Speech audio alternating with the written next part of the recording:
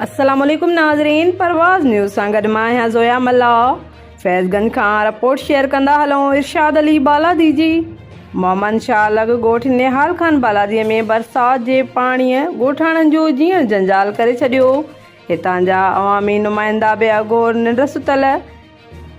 ख़बर मूजिबि ॻोठ निहाल खान बालादीअ में 3 ॾींहं बरसाति जे पाणीअ जे करे लॻभॻि 50 घर लपेट में अची विया।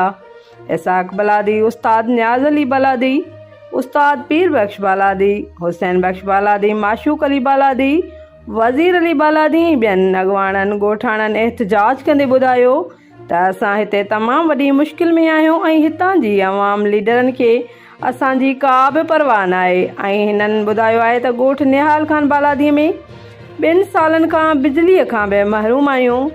हिते न बिजली, न गैस, न रस्तो आहे। हिननि ॿुधायो त असां पीपल्स पार्टीअ खे हमेशह वोट ॾिनो आहे, मगर बदिले में असांखे सिर्फ़ु ही सज़ा मिली आहे। असां हितां जे अॻवाननि मोहतरम बिलावल भुट्टो ज़रदारी ऐं इमरान ख़ान बैरिस्टर शिराज शौकत साहब खां मुतालबो था कयूं त असांजे ॻोठ जो पाणी निकाल कयो वञे, असांजी मदद कई वञे। असां हिन वक़्तु तमामु मुश्किल में आहियूं। नाज़रीन, वधीक ख़बरुनि जे लाइ ॾिसंदा रहो परवाज़ न्यूज़ टीवी लाइव ऐं परवाज़ न्यूज़ खे लाइक कंदा, फॉलो कंदा, सब्सक्राइब कंदा। ॾिसणु न विसारींदा तव्हांजो पंहिंजो चैनल परवाज़ न्यूज़ टीवी लाइव।